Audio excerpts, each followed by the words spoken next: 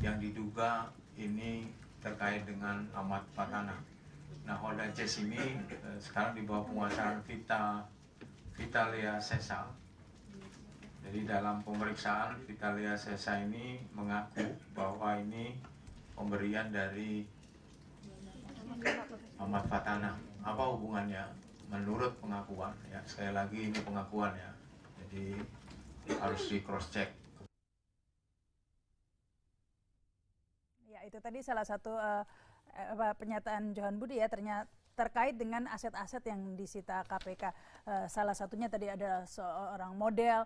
Nah, kalau dilihat dalam undang-undang pencucian uang ini seperti apa sih sebenarnya? Karena kan adik Anies Mata juga dikatakan ada aliran dana juga 50 juta.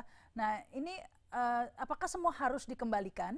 Misalnya ada hubungan pinjam-meminjam seperti yang terjadi pada adik Anies Mata menurut pengakuannya, maupun hubungan pekerjaan. Misalnya saya diundang seminar. Tentu saya tidak tahu dong yang mengundang saya ini koruptor atau tidak, seperti itu. Nah, ini apakah saya akan kena begitu atau gimana? Ya, di dalam undang-undang pencucian uang dibagi. Ada pencucian uang aktif dan pencucian uang pasif. Pencucian uang aktif itu di pasal 3 dan pencucian uang pasif di pasal 5. Nah, yang menjadi pertanyaannya adalah bagaimana orang yang tidak mengetahui dan dia melakukan pencucian uang itu.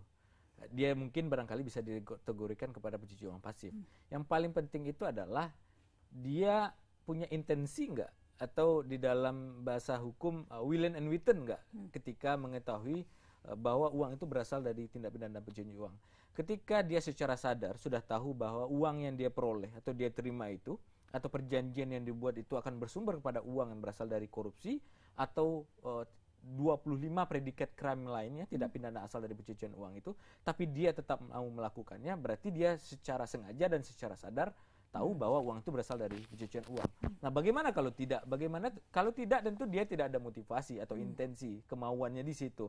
Maka secara hukum barangkali menurut saya, secara yuridis unsur pencucian uangnya sebagai pencuci uang pasif itu tidak akan terpenuhi. Tidak harus mengembalikan uang dalam ini seperti yang terjadi kalau perjanjian perdata tentu harus dibuktikan dulu kapan perjanjian itu, apa objek perjanjian, kapan dibuat. Kan sering kali seperti itu. Kita ingatlah kasus Gayus Tambunan dengan pengacaranya membuat semacam perjanjian yang menyatakan bahwa uang 3 juta US dollar itu diberikan atas dasar perjanjian usaha, tetapi itu tidak bisa dibuktikan di pengadilan. Maka sah kemudian uang itu sebagai uang hasil gratifikasi dari orang yang memberikan pemberi gratifikasi itu sendiri. Jadi menurut saya simpel sebenarnya, tinggal nanti penegak hukum dia bisa memilah-memilih mana yang ada unsur kesengajaan mengetahuinya, mana yang tidak.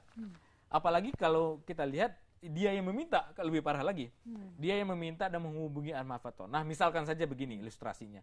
Dia yang meminta Ahmad Fatona sejumlah uang tertentu dan kemudian sadar bahwa uang itu berasal dari proyek-proyek tertentu, lobi-lobi tertentu, tapi tetap dia terima. Maka dia ada intensi untuk memiliki uang yang berasal dari Tapi kalau misalnya perempuan-perempuan ini ya, mungkin dia dijanjikan dan dia mengira Ahmad Fatona adalah seorang yang sukses. Tentunya dia tidak tahu dong kalau itu hasil korupsi. Nah, ini tetap harus disita dan dikembalikan meskipun dia tidak tahu ya, ini dikira hanya hadiah mungkin ya sebagai teman begitu. Kalau uang itu sah atau terlihat sebagai pencucian uang, jelas alirannya, dan Ahmad Fatona pun misalkan saja kita tidak tahu dalam penyidikan apa yang disampaikan oleh Ahmad Fatona dalam BAP-nya. Dia menyatakan, misalkan saja dia mengakui bahwa saya memang melakukan pencucian uang dan uang itu saya belikan berupa aset dalam bentuk integration, kan ada beberapa pola dari TPPU, saya integrasikan ke sebuah mobil dan mobil itu diberikan kepada seseorang tertentu.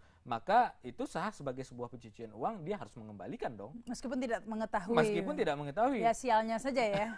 Tapi tidak bisa diproses hukum penerima tentunya.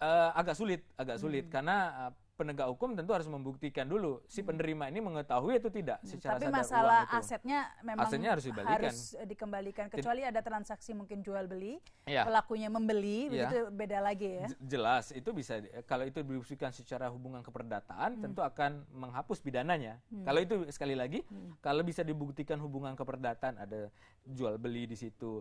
Kalau dia misalkan saja nyicil kira-kira per bulan, tentu bisa dibuktikan ini cicilannya 2 juta atau 3 juta, uangnya kembali lagi ke Fatona sebagai sebuah cicilan. Seperti gitu. Kasus mobil Harrier Anas Urbaningrum ya, katanya nyicil gitu. Katanya nyicil, tapi tentu harus dibuktikan dulu kalau benar itu nyicil. Tapi kalau melihat ini proses penolakan dari PKS yang menganggap ada muatan politis dan lain ya wajar karena ini memang dekat pemilu sehingga semua dikaitkan dengan politik sehingga terjadi juga penolakan penyitaan ya karena dianggap tidak membawa surat resmi meskipun KPK menyatakan membawa surat resmi. Anda melihatnya seperti apa?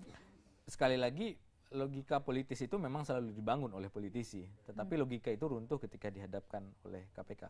Kalau mau memakai logika politis, tentu Demokrat yang paling bisa menggunakan kekuatannya untuk menghancurkan partai-partai Ya lewat buktinya kepolisian sekarang dan tidak ada kejaksaan. kabarnya itu Anas Subandingrum, Andi Malarangeng. Proses pemeriksaan kan jalan oleh KPK, dia dipanggil sebagai saksi. Kemudian proses itu kan selalu berjalan oleh KPK. Baik, mungkin Kita juga tagih KPK kalau soal itu. Iya, baik. Mungkin kita terima dulu penelpon. Halo, selamat malam. Selamat malam. Ya, silakan dengan siapa di mana, Bu? Dengan Ibu Pauline di Pondok Indah. Silakan Ibu Pauline. Ini saya kasihan ya ngeliat perempuan yang ditampilkan di itu. Dan mereka itu kan kalau kita lihat bicara mata itu kan itu jendela hati. Kalau ditanya tidak tahu. Padahal itu kan mereka menerima itu secara sadar. Terus yang mungkin rakyat Indonesia mempertanyakan istri pertama dan keduanya Pak Tona itu siapa sih? Itu kok coba dong wartawan tampilkan. Jangan hanya menampilkan istri ketiga. Ya istri ketiga yang nggak jauh bedanya sama yang dikasih harta itu. Itu aja. Makasih. Baik. Terima kasih ini Ibu Pauline.